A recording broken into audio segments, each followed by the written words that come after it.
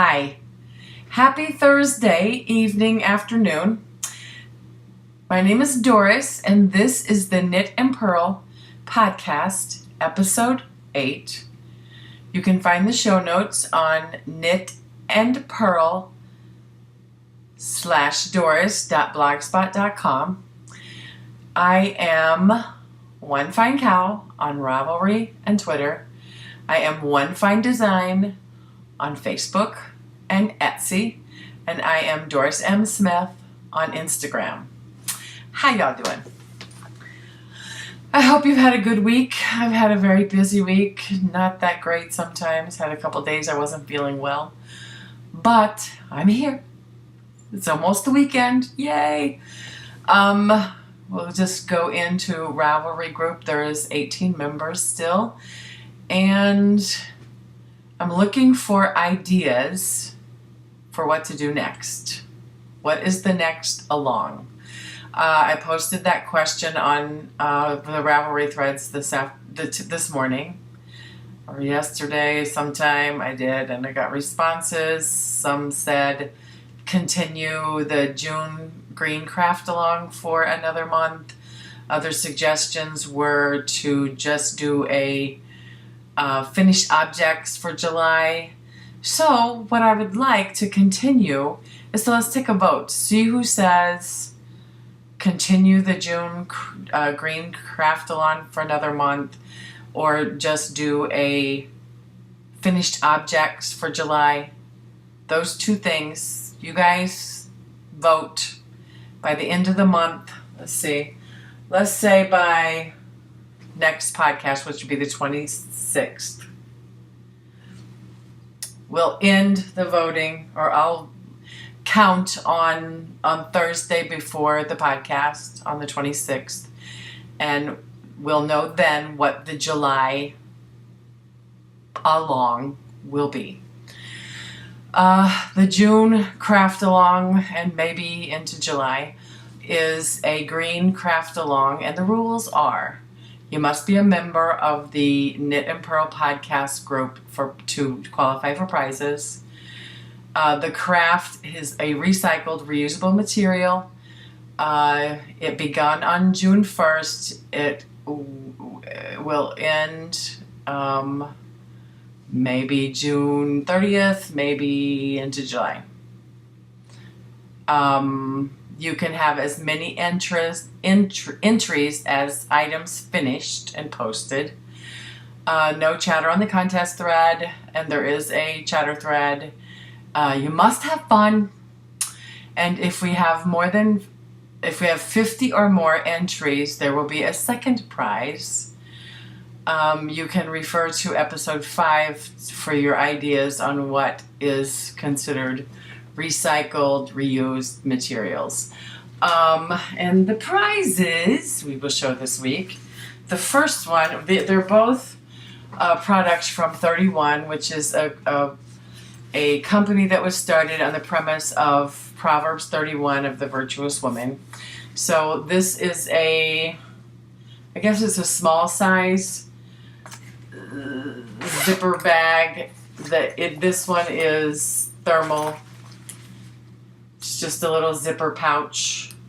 You could do whatever you want. You could put a sock project in this bag. You can put a cool, like an ice thing in here and bring snacks with you, your lunch, or anything. You could use this as a makeup kit, whatever. This is prize number 1. Like I said before, it's brand new. It's only been fondled by my hands. That's it. The second prize, if there's more than 50 entries, is a 31, some kind of beverage cooler.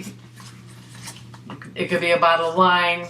It's a thermal, or your favorite beverage to take along to the beach, to the picnic, to a friend's house that you're going to for dinner, to keep cool.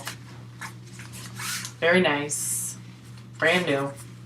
Never used. 31 bag.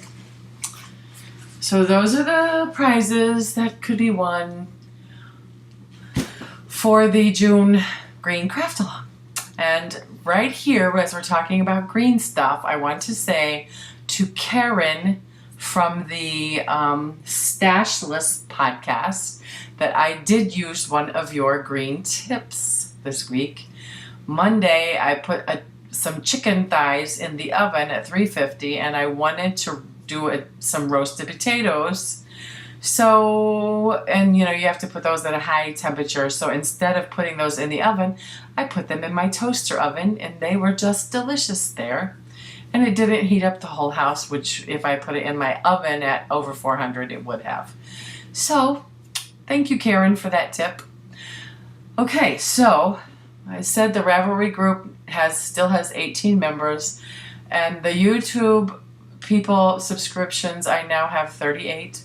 And I just want to say thank you guys so much, Ravelry group and YouTube people. Thank you so much for subscribing, for thumbsing up, liking, and just it's just wonderful, and I appreciate all you all do.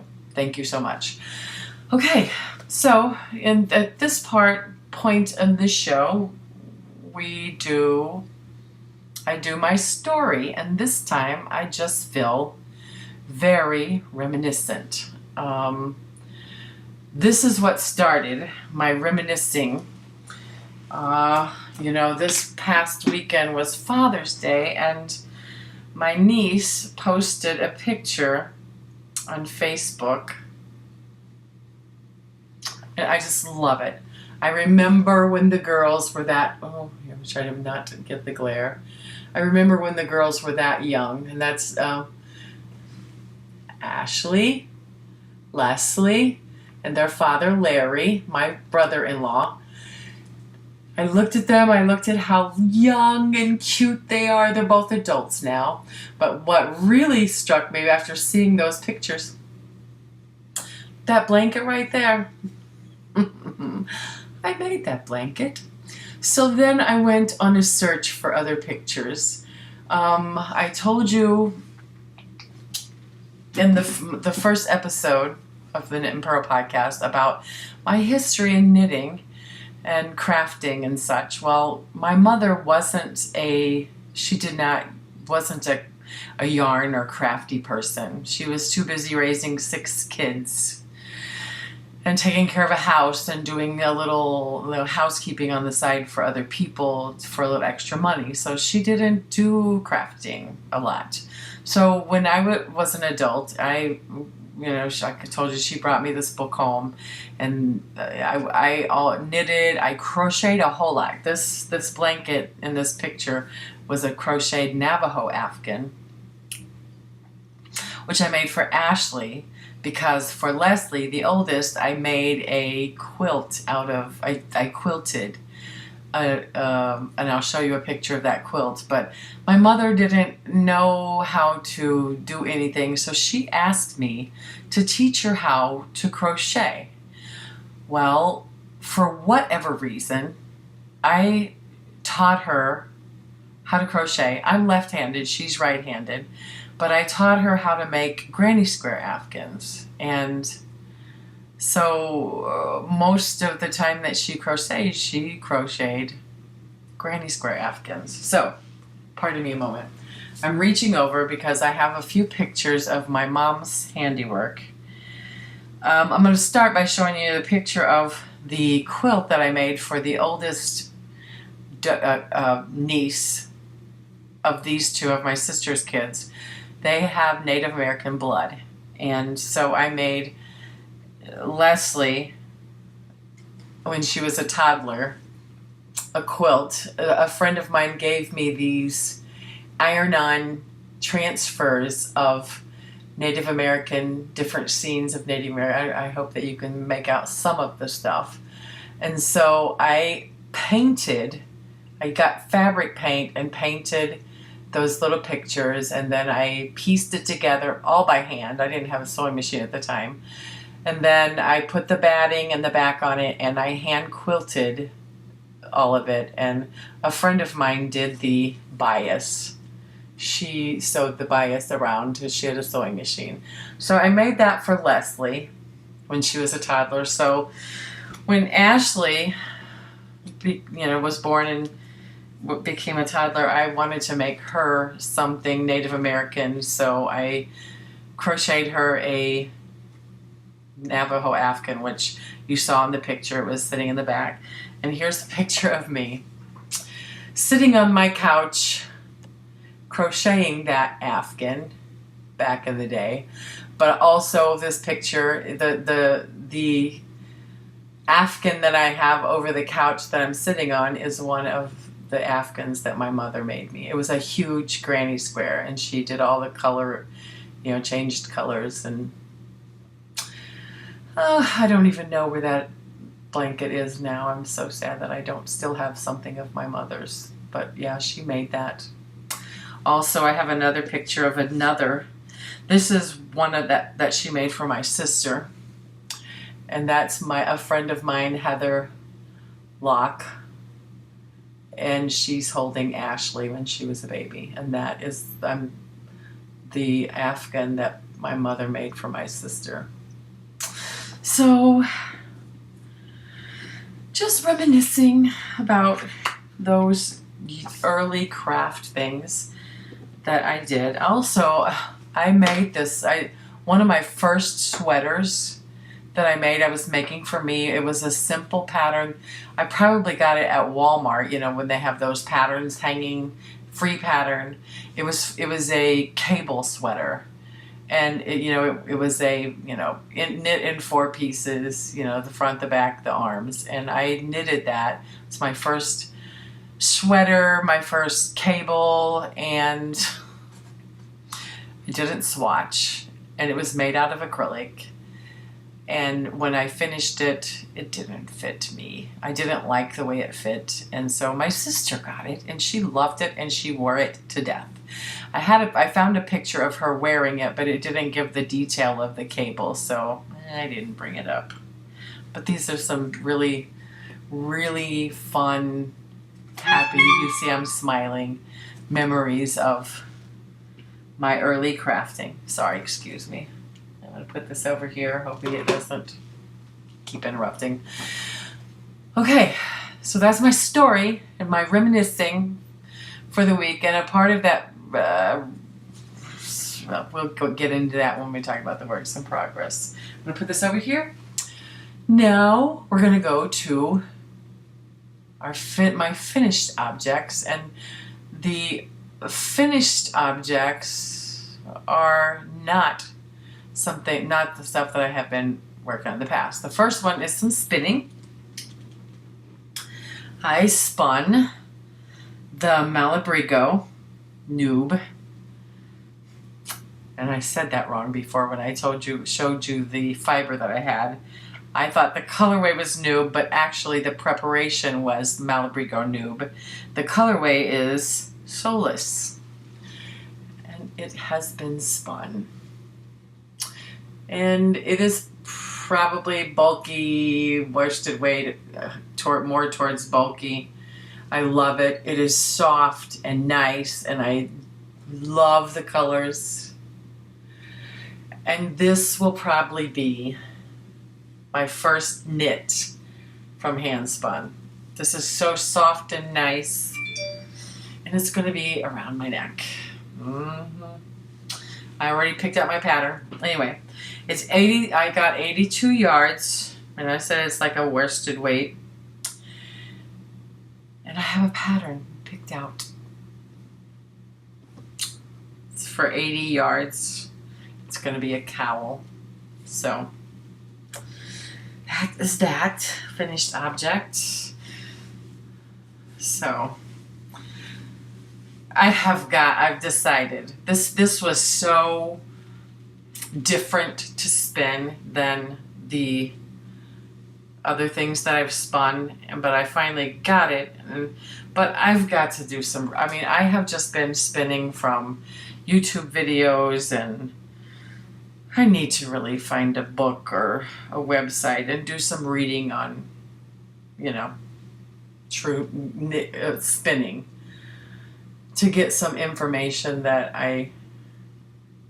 so that maybe I can spin a little better. I would like to spin some fingering weight, some sock yarn, but right now, this is what I'm getting. I'm happy with it, but I want to do better. You know, I want to expand and do a little better than this. It's pretty. Okay. So another 2 items that have finished were stuff that I just, I was sitting at my desk. I didn't want to do my works in progress. I didn't want to work on them. Got lazy, been swimming, feeling sick a couple of days. And so I'm sitting at my desk and this started calling my name. This crochet hook said, "Come on, Doris, I need you to work with me." Not this one. It wasn't this one. It was this one. This little red one. It was hollering at me, "Doris, come on, you haven't used us in a while. Please use us." So I did. But I hadn't crocheted. I don't think I've ever crocheted with fingering weight yarn. So I was just exploring. This is from a leftover from the last pair of socks I made. It's Deborah Norvell Serenity sock yarn in the colorway Time. And I made a little coaster. I'm calling it a coaster. You know, I just picked up the yarn, picked up the crochet hook, and just started, you know, crocheting. Oddly enough, a granny square, which probably also helped with the reminiscing about Mom and about the blankets that I made and all of that. So there it is, my coaster. I'm gonna put it up here now. Yep, put it here. Have a little drink.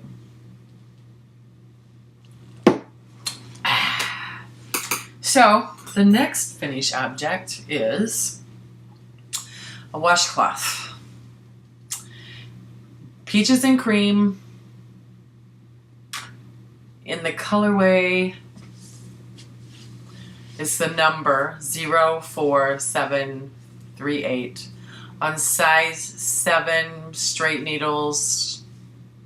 And this, and the pattern, did I get the pattern? No, I didn't write it down.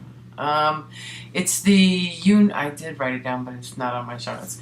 The Unique Basket Weave. It's a pattern, oh shoot.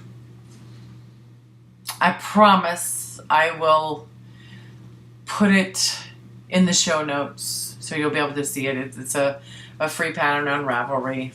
The Unique Basket Weave pattern. It's in my library, and like I said, I'll make sure that I add that to the show notes so you'll see it. But this material, after knitting with and using nice material, was not a fun knit. It was not fun. This material seemed harder than the other peaches and cream I've worked with. I don't know. It was not a fun knit, but I wanted a washcloth because I have plans, the pink washcloth, the pink basket, and something else. I have plans. I know. Put that over there. That is all of the finished objects I have, and the works in progress have not had any love at all. I think I have 2 more teeth on my hitchhiker and nothing on the cardigan, so I'm just going to leave them lay and hope for a better next week. So other works in progress is I started kind of, I guess you could call it, I'm going to get it up here, it's crochet. I guess you can call it a kind of charity crochet. I work in a nursing home, and one of the ladies has a Kindle, and she said she needed to get a cover. She does need to get a cover for the Kindle because she carries it around, so I started crocheting a bag with my own recipe. I'm just going around and around. I chained a certain amount. I don't even remember how many. And then I crocheted, and I'm crocheting around. And I'm just going to keep going around and around till I get the size I want. And then I'll probably then make a flap and a button for this. And it's made out of some, I love this yarn. And it is 100% acrylic. And the colorway is Jazzy Stripe. I made a hat with this, and it was a beautiful hat, but it was very small. So it's going to be probably Sophia's hat for next winter. So I started that. I figured it would be a fast crochet, so that's what I started. Just my own little thing. We'll see how that goes. It may not even be anything, but I thought I would try. And it's a gift, so it's, you know, whatever. It'll cover her Kindle. That is all of the works in progress. And, oh, I forgot to tell you that this is 100% pure merino wool. It's not super washed, but it's 100% merino. Okay. We're just all over the place today, aren't we? So we are going to move along to my Pinterest find. And Pinterest find is something that I found and I needed and I already did. So now I'm going to share it with you. I'm getting it up here. Okay. It is a way to hem jeans and keep the original hem. And it says hem jeans, keeping original hem from refashion.wordpress.com. And I'm going to open it. And the lady says she's short, and she finally, this is her favorite way to hem jeans now and keep the original. And I needed to hem some jeans for Melissa, who is my significant other's daughter. She bought a pair of jeans and they were too long and she wanted them hemmed. So I was a little scared and nervous, and I don't even know how I came upon this, but I found it, I showed her, and she said, okay, just do it. So you fold it up, you get your measurement, how long you want it to be, according to this flip down. So let me see if I can give you kind of a, okay, we'll say this is an original hem. Okay, so you flip it like this, and then you measure to get the same, you measure and pen to get the same all the way around, but you want to flip this down and figure out, is that where you want it to hit with this flip down? So I had to okay, so is this as long as you want it? So I tuck that in. You have to decide, is that with including this little piece of the original hem, that's how long you want it. So you do this, you pin it, you do all that, and then you sew. You take your machine and you sew along this hem. Sew all the way around along this hem, and then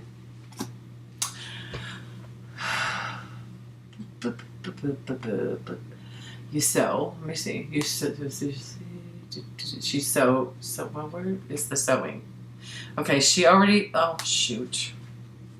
Sorry, technical difficulty. Okay. So this is her sewing along the edge, and then you cut off the excess. Technical difficulty. You cut off the excess, and then you turn it back and you iron it flat, and you have the original hem.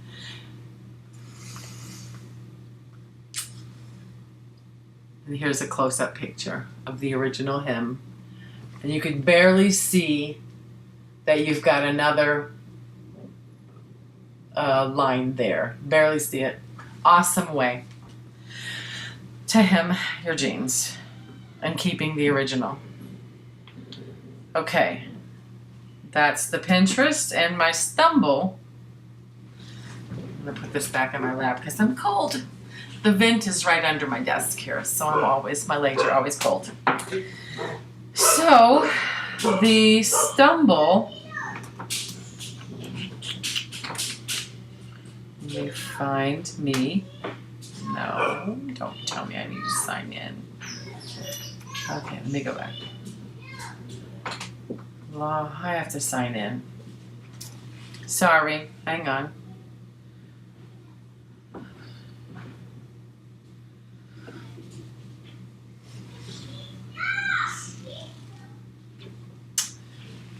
I don't know.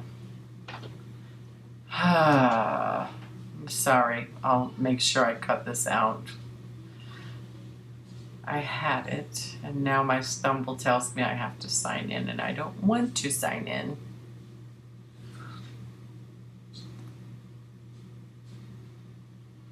Here it is. It's called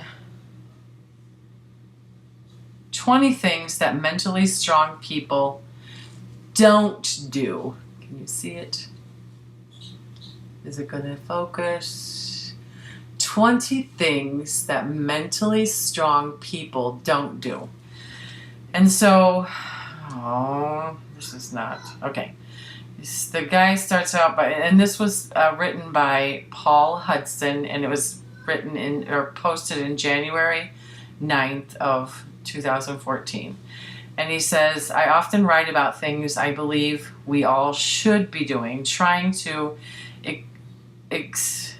experimenting with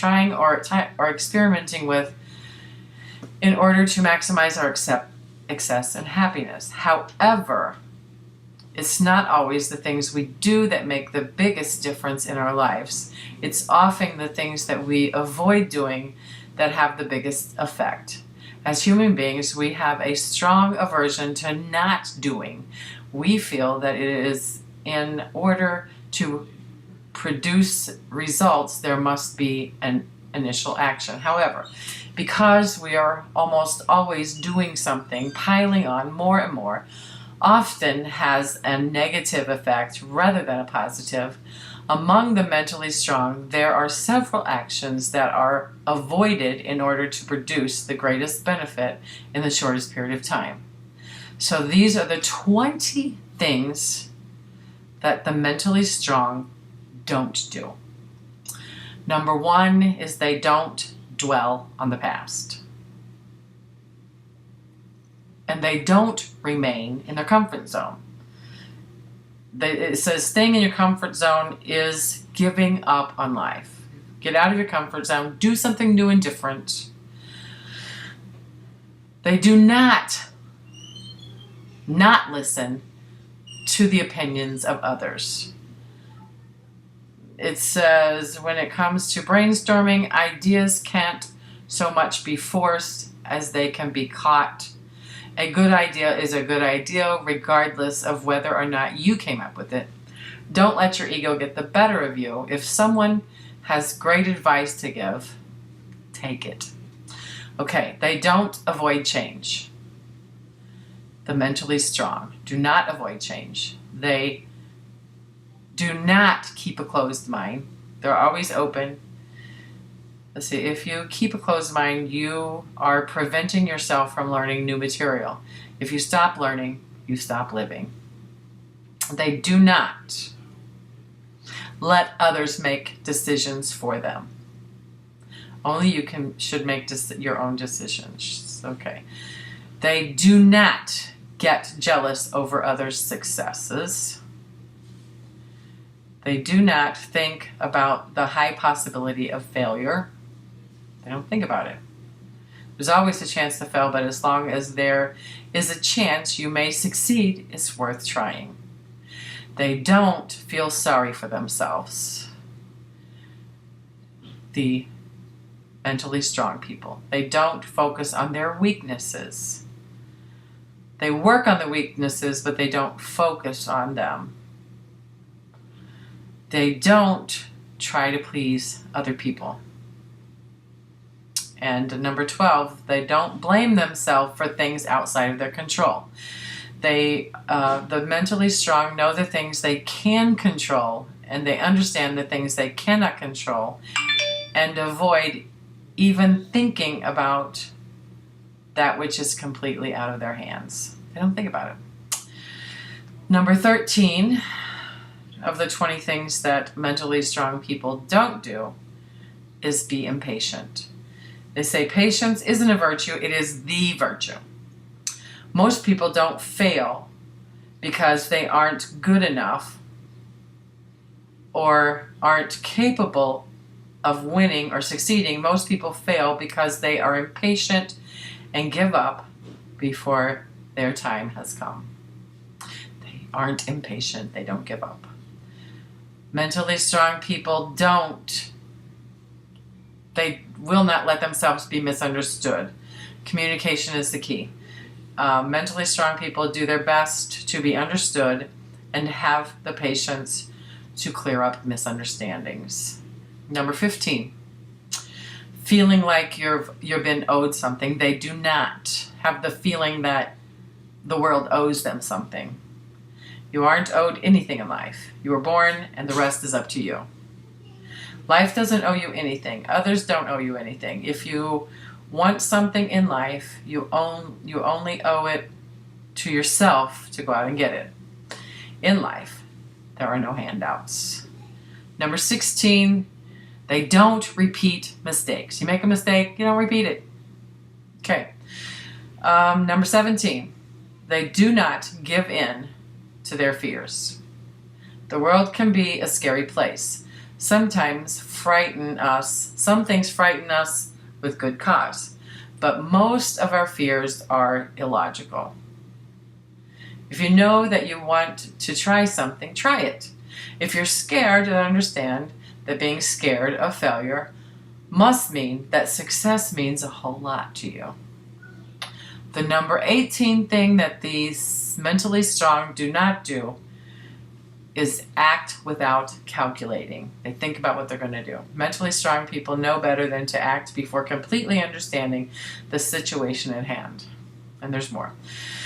And they do not refuse help from others. Pretty smart. Don't refuse help from others. And the last thing is they don't throw in the towel. The biggest weakness in all humanity is giving up, calling it quits, throwing in the towel. The mentally strong go about things in such a way. Mentally strong people go about things in such a way, only do things if they are important to you. Forget the things. Wait, I'm lost. I'm sorry. Forget the things that aren't important to you. If they're important to you, then pursue them until you succeed. No exceptions, ever. I thought this was really good, and that's why I wanted to read as much as I did, because I thought it was very good. Most of us want to succeed at something. We want to be entrepreneurs. We want to, make money doing something that we love to do. And so, therefore, we don't give up. We don't. All of these. Anyway, this is a really good thing. 20 things that mentally strong people don't do. Paul Hudson. The website is The Elite Daily. But you can find it on Stumble. I have to research Stumble some more, because I tried to think about going and searching it, but I didn't find it, so. Okay. Anyway, thank you for coming. Those of you who have been here before, thank you for coming back and watching. If this is your first time, thank you, and I hope you come back. Please thumbs up, like, comment, do all of those things in the comment section below. Go and check out Ravelry and join the Ravelry group, Knit and Purl podcast group. Get in on the fun. Thank you, and I will see you next week.